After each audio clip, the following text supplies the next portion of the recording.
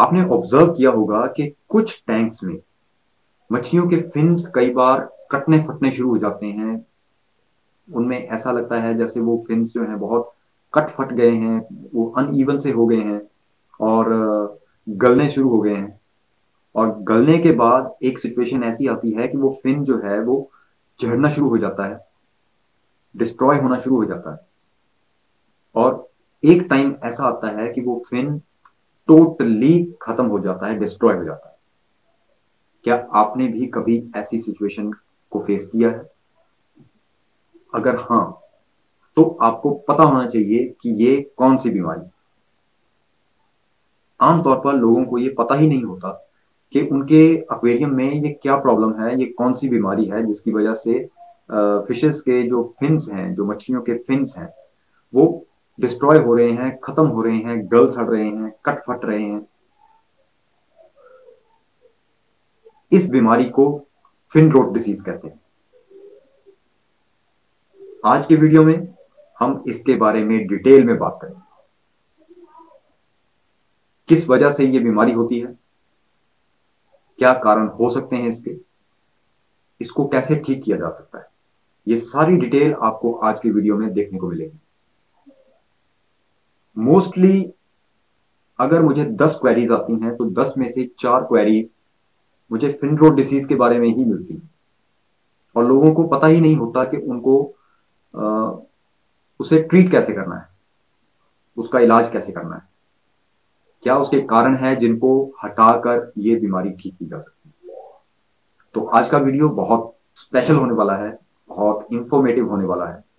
तो आपसे गुजारिश है कि वीडियो को लास्ट तक जरूर देखिएगा, ताकि अगर आप भी कभी इस तरह की प्रॉब्लम में फंसें और आपको भी कभी ऐसी सिचुएशन का सामना करना पड़े और आपकी मछलियां भी कुछ इस तरह के बीमारी से इन्फेक्टेड हों, तो आप इजी वे में उनका इलाज अपने घर पर ही कर सकें। नमस्कार दोस्तों, मैं हूं एस डी शर्मा और आप देख रहे हैं एक्वाटेक इन्फो।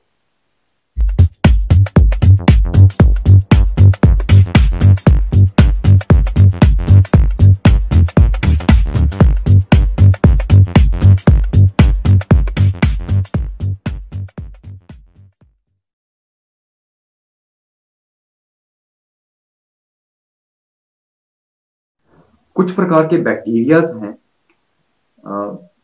जैसे कि एरोमोनस, स्यूडोमोनस और फ्लेवोबैक्टीरियम, या जिससे पहले फ्लेक्सी बैक्टर के नाम से भी जाना जाता था।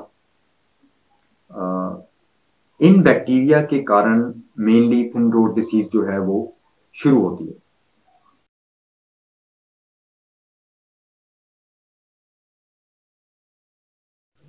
आखिर इस बीमारी के लक्षण क्या है? आपको कैसे पता चलेगा कि आपकी मछली को फिन रोट डिसीज हुई है? सिंपल से कुछ लक्षण हैं जिनको देखकर आपको क्लियर कट ये पता चल जाना चाहिए कि ये फिन रोट डिसीज है। जिस भी मछली को फिन रोट डिसीज होती है, उसके फिन जो हैं वो कटे फटे से लगते हैं। ऐसा लगता है जैसे वो गल सड़ रहे हैं। उनके जो किनारे हैं वो कुछ सफेद सफेद से होने शुरू हो जाते हैं और फिन जो हैं वो गल कर सड़ना शुरू हो जाते हैं और खत्म होना शुरू हो जाते हैं। अगर ध्यान ना दिया जाए तो कुछ केसेस में फिन्स जो हैं, या तो उनका एक पार्ट या पूरे का पूरा फिन गल कर सड़ जाता है। अगर इस तरह के सिम्टम्स आप अपनी मछलियों में देखें और आपकी मछलियों में भी ये लक्षण आपको नजर आ रहे हैं, तो ये क्लियर कट इंडिकेशन है कि आपकी मछलियां जो हैं वो फिन रोट डिसीज से इन्फेक्टेड।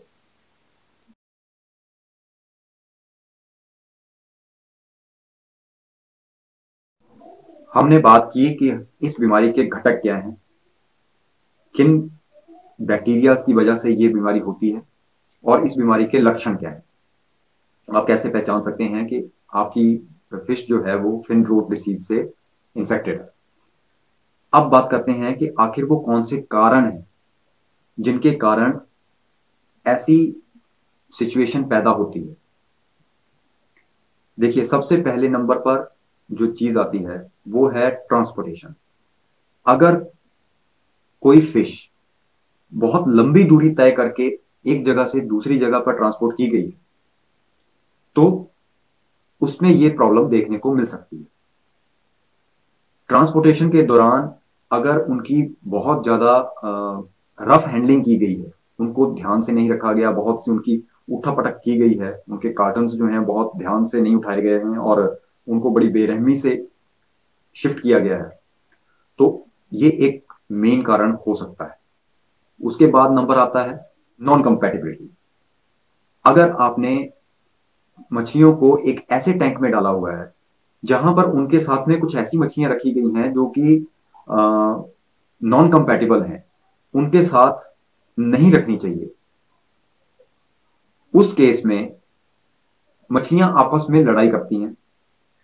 जो नॉन अग्रेसिव फिशेज होती हैं उनको अग्रेसिव फिशेज जो हैं वो मारना शुरू करती हैं, उनके फिन्स जो हैं वो नोचना शुरू कर देती हैं। इससे मछली स्ट्रेस में जाती है और स्ट्रेस में रहने के कारण उसको लगातार बैड कंडीशंस का सामना करना पड़ता है, बुरे एटमॉस्फेयर का सामना करना पड़ता है और उस वजह से भी मछलियों में फिन रोट देखा गया है। उसके बाद हम बात करते हैं ओवर क्राउडिंग।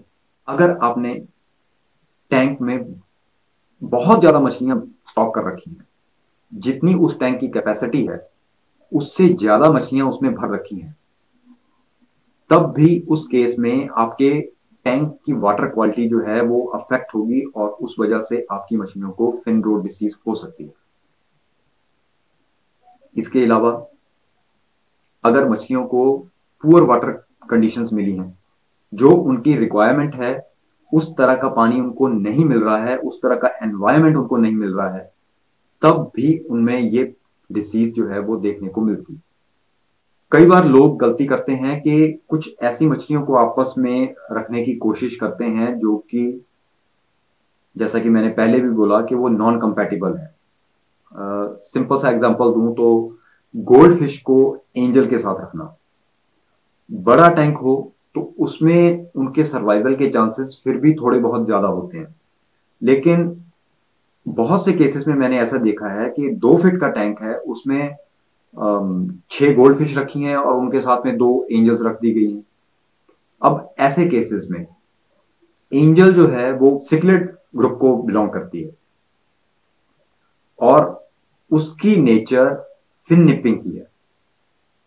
आमतौर पर वो फिन निपिंग नहीं करती है, लेकिन अगर उसको गोल्ड फिश के साथ रखा जाता है तो वो देखने में आया है कि गोल्ड फिश के फिन्स को वो निप करती है, उनको काटती है।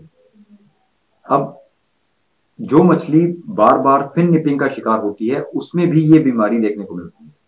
इसके अलावा अगर पुअर फीडिंग आप करवा रहे हैं मछलियों की, उनको ढंग का खाना नहीं दे रहे हैं, क्वालिटी वाला खाना नहीं दे रहे हैं, एक ही तरह की डाइट देते जा रहे हैं, क्योंकि मैंने बहुत से केसेस ऐसे भी देखे हैं कि वो जब तक मछली जीती रहती है तब तक वो अपनी फीड को चेंज ही नहीं करते, वो लगातार एक ही तरह का खाना देते रहते हैं। तो अगर ऐसा केस है तो उसमें भी चांसेस बहुत ज्यादा हैं कि मछलियों को फिन रोट डिसीज हो। कुछ फैंसी वेराइटीज जैसे कि गोल्ड फिश है और कोई है, कोई में भी स्पेशली जो लंबे फिन्स वाली कोईज हैं, जिनको हम फैंसी वेराइटीज बोलते हैं, जैसे कि गोल्ड फिश में ट्विन टेल्स आ गई, चाहे वो रेड कैप मोरंडा हो, चाहे लॉइन हेड हो, चाहे रेंचू हो, चाहे टेलीस्कोपिक शुभंकिन हो, ब्लैक मूर हो, और उसी तरह से कोई में जो व्हील टेल कोई है जिनके फिन्स बहुत लंबे होते हैं, अगर उनको बहुत ज़्यादा ठंडे टेम्परेचर में रखा जाए, हालांकि ये कोल्ड वाटर फिशेस हैं, लेकिन अगर इनको बहुत ज़्यादा ठंडे पानी में रखा जाए और बहुत देर तक रखा जाए, तब भी ये फिन रोट का शिकार हो सकती है।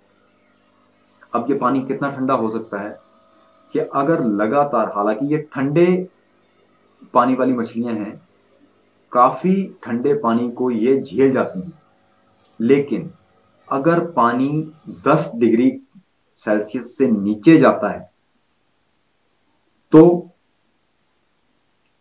वो फिन रोड डिसीज का शिकार हो सकती हैं। अगर आपने मछलियों को गार्डन पॉन्ड में रखा हुआ है और सर्दियों का मौसम शुरू हो गया है और आपने उनको इंडोर पॉन्ड में शिफ्ट नहीं किया या इंडोर एक्वेरियम में शिफ्ट नहीं किया और लगातार पानी जो है वो ठंडा होता रहा और वो उसका टेम्परेचर जो है वो 10 डिग्री से नीचे चला गया, तो लगातार उस पानी में एक्सपोज होने के कारण इन मछलियों को भी फिन रोट डिसीज की प्रॉब्लम फेस करनी पड़ सकती है।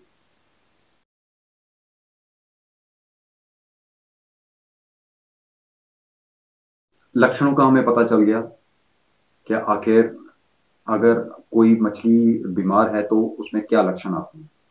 अब बात करते हैं कि इसको रोका कैसे जा सकता है। देखिए, सिंपल से स्टेप्स हैं। जब भी आप फिश की ट्रांसपोर्टेशन करें तो उसकी हैंडलिंग जो है बहुत ध्यान से करें। जब भी उनको स्टॉक करें तो ओवर स्टॉक ना करें, अपने टैंक में ओवर क्राउडिंग ना करें।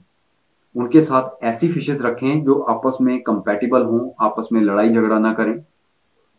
और उनको आर्टिफिशियल फूड के साथ साथ कुछ नेचुरल फूड्स भी जरूर दीजिए, जैसे कि फ्रूट्स हैं, वेजिटेबल्स हैं, इनका प्रयोग आप कर सकते हैं। इससे फिश जो है वो उसको पूरा न्यूट्रिशन मिलेगा। अगर बीमारी आ ही गई है, आपकी मछली जो है वो इस बीमारी से इन्फेक्टेड हो ही गई है, तो सूटेबल एक्वेरियम एंटीबैक्टीरियल मेडिसिन का प्रयोग करके आप इस बीमारी को कुछ हद तक कंट्रोल कर सकते हैं।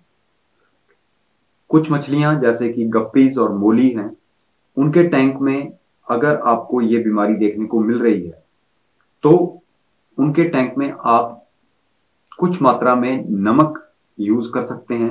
Non iodised rock salt use कीजिए, ये भी एक एंटीबैक्टीरियल का ही काम करता है और काफी हद तक ये इन मछलियों की इस प्रॉब्लम को खत्म कर देता है। ये मछलियां ब्रैकिश वाटर में रहने के लिए उपयुक्त हैं। ये अपने आप को उस हिसाब से ढाल लेती हैं, बड़े आराम से ब्रैकिश वाटर में रह लेती हैं, तो उस मामले में घबराने की जरूरत नहीं है। अगर आप एंटीबैक्टीरियल मेडिसिन जो कि एक्वेरियम डीलर्स के पास मौजूद होती हैं, अगर आप उसको प्रयोग करना चाहते हैं तो बहुत अच्छा है, उसके साथ आप इस बीमारी को दूर कर सकते हैं। अगर आपको ये मेडिसिन अपने एक्वेरियम डीलर के पास नहीं मिल रही है या आप उसे अफोर्ड नहीं कर पा रहे हैं, रीजन चाहे कुछ भी हो, तो एक और दूसरा तरीका है जिसके जरिए आप अपने मछलियों का फिन रोट जो है वो ठीक कर सकते हैं। ये मेरा अपना आजमाया हुआ तरीका है, ट्राइड एंड टेस्टेड है, और आपको मालूम है कि मैं आपको वही चीज बताता हूं जो कि मैंने खुद आजमाई हो और जिसमें मैं पूरी तरह से सेटिस्फाइड हूं कि हाँ, इसका रिजल्ट अच्छा है और ये काम करता है। तो इस मेथड को आप यूज कर सकते हैं। इसके लिए आपको केवल दो चीजों की जरूरत पड़ेगी। एक, खड़ा नमक, या जिसे हम नॉन आयोडाइज्ड रॉक साल्ट बोलते हैं, वो आपको किसी भी करियाना शॉप पर बड़े आराम से मिल जाएगा। 10 से 15 रुपए किलो में मिल जाता है। 1 किलो भर ला के रख लीजिए, वो आपका तकरीबन 6 से 8 महीने तक काम कर जाता है। उसके अलावा आप अपने लोकल एरिया में जहां पर आपकी केमिस्ट कोई शॉप हो, दवाइयों की दुकान हो, वहां से टेट्रासाइक्लिन 250 mg, मैं रिपीट कर रहा हूं, टेट्रासाइक्लिन 250 mg, इस कैप्सूल का 10 कैप्सूल का एक पैक वो ला के अपने घर पे रख लीजिए। एक बात श्योर कीजिएगा कि जब भी आप वो पत्ता लाएं तो उसकी एक्सपायरी डेट लंबी हो, क्योंकि ये कैप्सूल फिर पड़े पड़े एक्सपायर हो जाते हैं। नहीं तो अगर लंबी एक्सपायरी होगी तो बाद में भी यूज कर सकते हैं। तो ये दो चीजें लाकर अपनी मछलियों को अच्छी तरह से ठीक कर सकते हैं। प्रोसीजर क्या है? सिंपल। आपको पहले अपने एक्वेरियम में 50% पानी की चेंज देनी है। नया पानी डालने के बाद उसमें एंटी क्लोरीन है, उसकी मेडिसिन आप डालिए और उसको 1-2 घंटे के लिए छोड़ दीजिए। इतना ध्यान रखिए कि अगर आप टॉप ऑन फिल्टर यूज कर रहे हैं और उसमें अगर आपने एक्टिवेटेड कार्बन यूज किया हुआ है तो आप एक्टिवेटेड कार्बन को निकाल दीजिए, क्योंकि ये दवाई के असर को खत्म कर देता है। अब 2 घंटे बाद आपको करना क्या है, अपने एक्वेरियम में से 1 लीटर पानी लेना है और एक 250 mg का कैप्सूल वो लेना है। उसको खोलकर उसमें से जो पाउडर होगा वो उस 1 लीटर पानी में आपको डालना है और उसको अच्छी तरह से हिलाना है। ये एक कैप्सूल जो है वो आपका अगर 2 फीट का टैंक है या 3 फीट का टैंक है, यानी कि 2 से 3 फीट तक के टैंक के लिए एक कैप्सूल आप यूज कर सकते हैं। ये 250 mg कैप्सूल का पाउडर 1 लीटर पानी में डालकर आपको अच्छी तरह से उसको मिला लेना है। उसमें आप आधा चम्मच नॉन आयोडाइज्ड रॉक साल्ट जो है वो डालकर वो भी उसको मिक्स कर लीजिए और फिर धीरे धीरे आप उस मिक्सचर को अपने टैंक में डाल दीजिए। आपके टैंक का पानी जो है वो पीलेपन में आ जाएगा, थोड़ा पीला हो जाएगा। तो घबराने की जरूरत नहीं है, ये एक्चुअली उस दवाई का असर है जो कि उस कैप्सूल में थी। और दूसरी चीज, हो सकता है कि आपके एक्वेरियम के पानी के ऊपर कुछ झाग बने, तो घबराने की जरूरत नहीं है, क्योंकि ये दवाई का ही असर है। कई बार जब पानी की कंडीशन बहुत ज्यादा गड़बड़ होती है तब ये दवाई जो है उस पानी के साथ मिलकर ऊपर झाग, बहुत सारा झाग बनाती है। तो आप उस झाग को आराम से किसी नेट वगैरह से या किसी बर्तन की वजह से निकाल दीजिए। उसके बाद आप उसको 3 दिन तक वैसे ही रहने दीजिए, कोई पानी की चेंज मत दीजिए। 3 दिन में आप देखेंगे कि आपकी मछलियों के जो फिन रोट हैं वो पूरी तरह से ठीक हो जाएंगे। अगर 3 दिन के बाद भी आपको लगता है कि कुछ अभी भी प्रॉब्लम रह गई है और पूरी तरह से फिन रोट जो है वो ठीक नहीं हुआ है, तो 3 दिन बाद आप फिर से 50% पानी की चेंज दीजिए और एक डोज और उसमें आप ऐड कर सकते हैं। अब जैसा कि मैंने आपको पहले बताया कि अगर 2 से 3 फीट का टैंक है तो आप एक कैप्सूल यूज करेंगे 250 mg का। अगर आपका टैंक 2 फीट से कम है, 1 फीट का है या 1.5 फीट का है, तो आप कैप्सूल खोलकर उसका आधा पाउडर यूज करेंगे।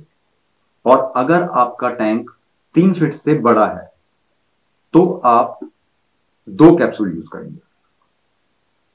बस आपको इतना ही काम करना है, ये 2 ही चीजें आपको ऐड करनी है और उसके बाद आपकी मछलियां बिल्कुल ठीक हो जाएंगी। तो ये एक मेरा अपना आजमाया हुआ नुस्खा है, चीप एंड बेस्ट फॉर्मूला है, ट्राइड एंड टेस्टेड है और अच्छी तरह से काम करता है। अभी तक मुझे जितनी भी क्वेरीज आती हैं मैं सबको यही फॉर्मूला बताता हूं और भगवान की दया से अगर 10 क्वेरीज मेरे पास आई हैं और 10 को मैंने ये फॉर्मूला बताया है तो उसमें से 9 में ये फॉर्मूला काम किया ही किया है। तो ये थी जानकारी फिन रोड डिसीज के बारे में।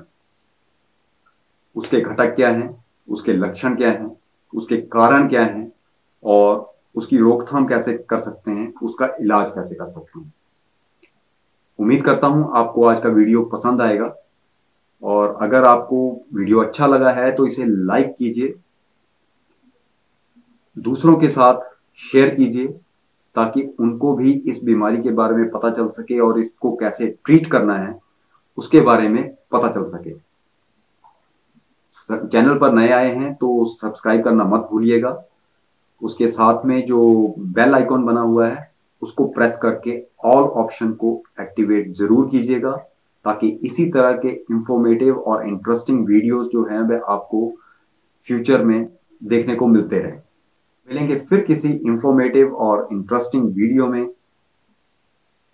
तब तक के लिए जय हिंद।